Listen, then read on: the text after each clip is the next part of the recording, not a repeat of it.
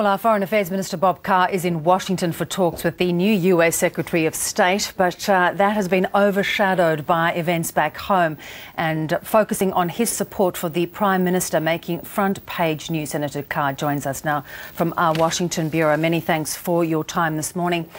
Those press reports splashed across the front pages saying yourself and the other minister, Mark Butler, the question of those reports having really lost support for Julia Gillard. You are denying that Yes, go ahead. Yeah, Beverly, those articles could not have appeared if the journalists writing them had contacted me or my office and asked whether they were true.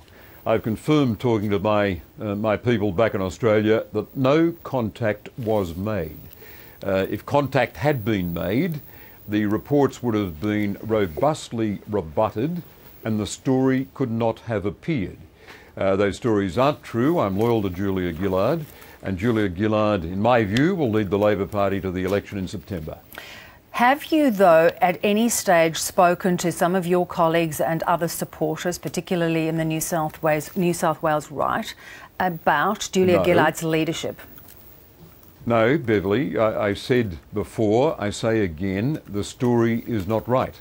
No, that's not right. I haven't spoken to such people. Have you not at any stage discussed the way the government's fortunes are playing out with your colleagues? No, I haven't. The story is wrong. If the story had been put to me, it would have been denied and the story could not have appeared. The story was not put to me, nor my staff. Bob Carr, you are sticking to the story in itself. What I'd like to ask you is, away from that story, if we put that to one side, have you expressed reservations with your close colleagues about how the government's fortunes are playing out? No. Mark Butler, when asked about this today, has not given a Beverly, I was invited on this program to talk about my talks with John Kerry, the US Secretary of State. I'm not commenting on domestic politics beyond the ground we've traversed.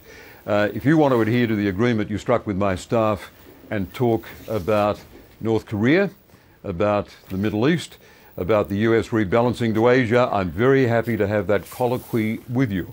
I'm not going to comment on beat-ups in the media about the so-called Labor leadership question. All right, could I just ask you one further question about that? No, you can't, Beverly. The agreement you struck with my staff was that we talk about the foreign policy agenda, the discussions I've had with the US Secretary of State. Now, I'm not being obstreperous, I'm not being cranky.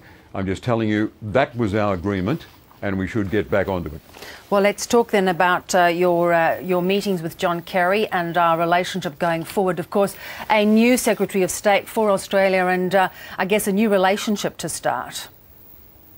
Yes, but one with a reasonable basis. I met John Kerry when he was back in April, of course, still chair of the Senate Foreign Relations Committee, and we had quite a deal in common when we got down to discussing climate change and the environmental health of the world's oceans.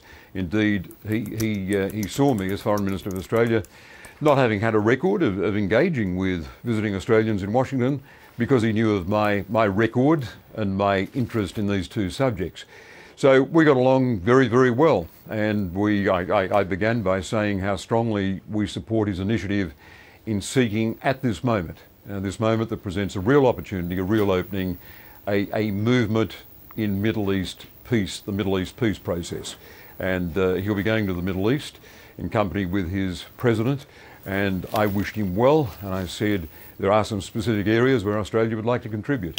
Bob Carr, too, on that front, Barack Obama is being urged, even by some of his close advisors, to really, I guess, take this issue by the throat and really try and get some progress. What is your sense that, given this is his obviously the last 4 years he has, to really try and make a difference in this region? Yeah, I think there's an opportunity now, one that wasn't presenting itself to the Americans in the last 4 years. It's been created by a general exhaustion on both sides about where Israel-Palestine relations were going, and by the opening created by a very interesting Israeli election outcome which saw the centre and not the chauvinist right wing of Israel assert itself. And although the election in Israel wasn't fought on foreign policy questions, it has brought to power and prominence people who do want to take some risks for peace. And on the other hand, I found that with our engagement with the Palestinians, and you'd recall that late last year, we voted not to block enhanced Palestinian status at the UN. We've got credibility with the Palestinians, the moderate Palestinian leadership on the West Bank. I've detected with them a readiness to go for peace, and we would urge the Palestinian leadership to do that without setting up any preconditions. I think without a doubt President Obama and his Secretary of State have detected, not to put too strong an underlining here, but they've detected a convergence of views that now is time to make territorial concessions tied to security guarantees for Israel. In other words, the prospect of that oft-discussed Palestinian state linked to the appropriate, the necessary guarantees for Israel is on the table.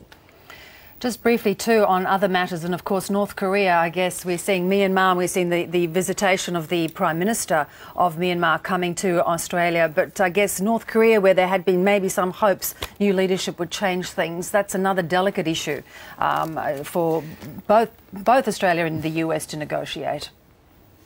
Yeah, it's interesting, Beverly, those two narratives. The Myanmar is infused with such hope. Here we've got a country, long a dictatorship, for 40 years or more a dictatorship, now making a transition towards democracy, and doing so with our support. Australia's had a forward-leaning engagement with Myanmar. I think we've created for ourselves a stock of goodwill with that country because we saw an opportunity and we nurtured it, we encouraged it.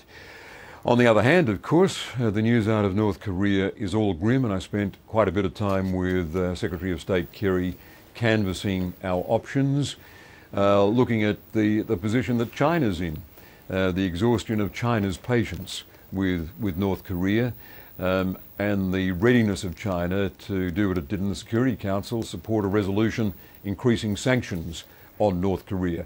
The North Korean leadership has got an opportunity to engage with the world, to look again at the path it's on, to lift the restrictions and the repression that applies to its own people, and to think again about the ruinous consequences of being so bellicose and negative and aggressive in its approach to the rest of the planet. Bob Carr, we'll leave it. Thank you so much for your time. Thank you, Beverly. Thank you.